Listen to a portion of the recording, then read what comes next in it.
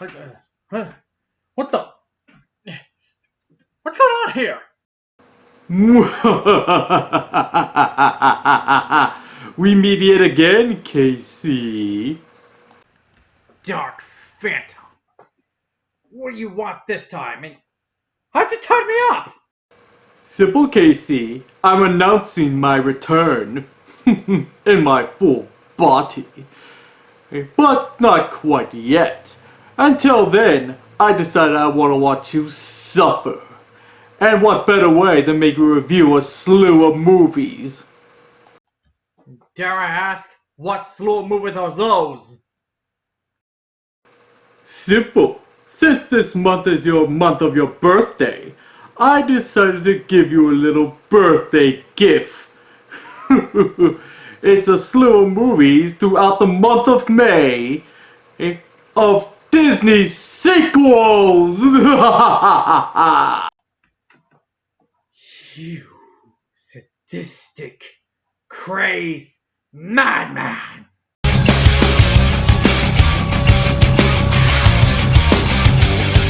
Another mission, the powers and call me away. Another time to carry the colors again. My motivation and no past one to defend. To win the honor of coming back home again. No explanation will matter after we begin. I'm not the dark destroyer that's buried within. My true vocation and now my unfortunate friend. You will discover all while you're unable to win. I'll have you know that I've become.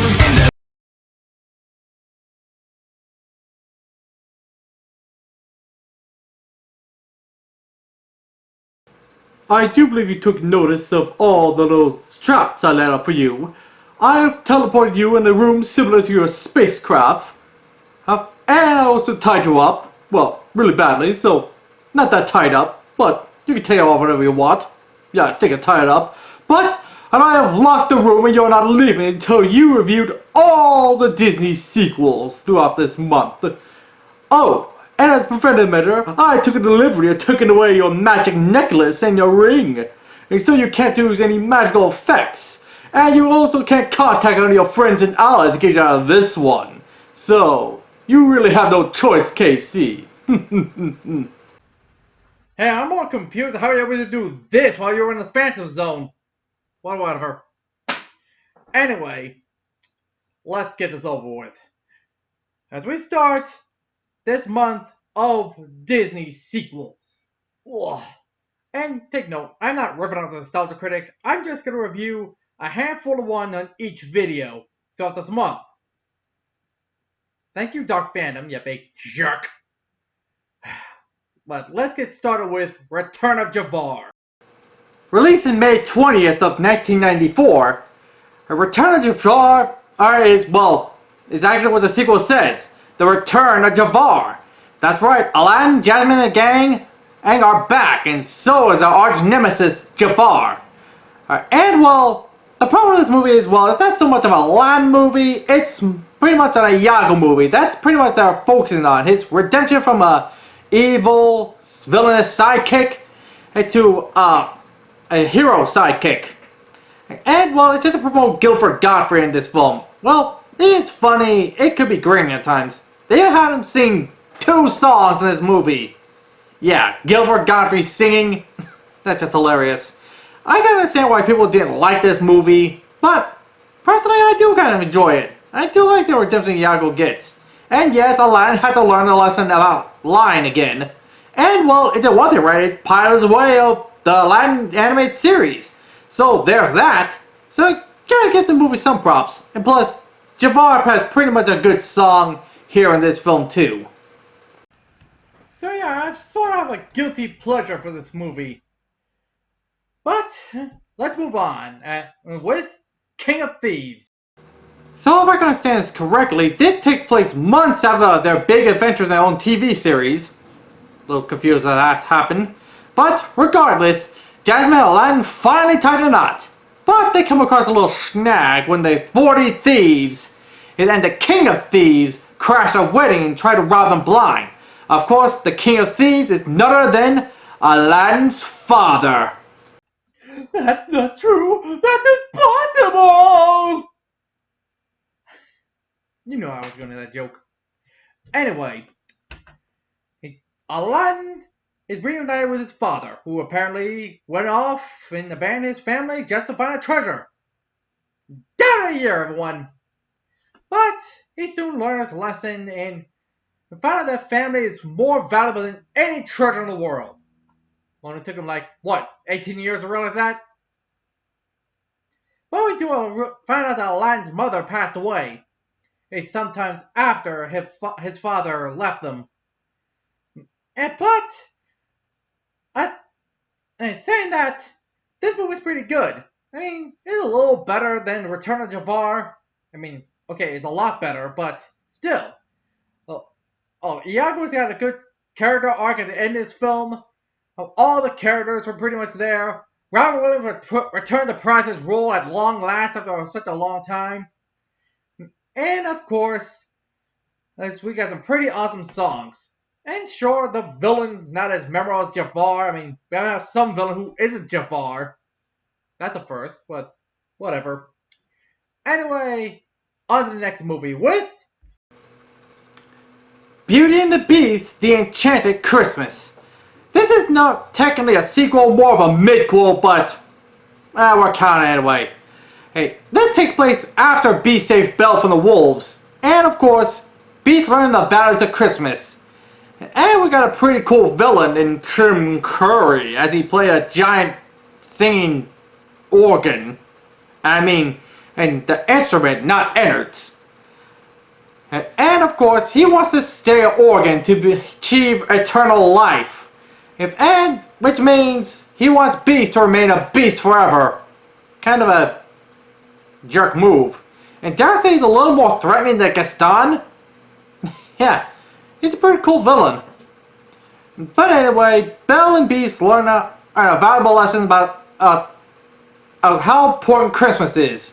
And, ironically enough, Christmas was the very thing that pretty much had Beast turn to a beast to begin with. By the way, I looked up. His actual name is Adam.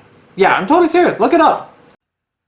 And yes, I'm reviewing a Christmas movie that's not actually the month of Christmas, it's May. Hey, but regardless, it's still a sequel, so yeah, I'm still going with it.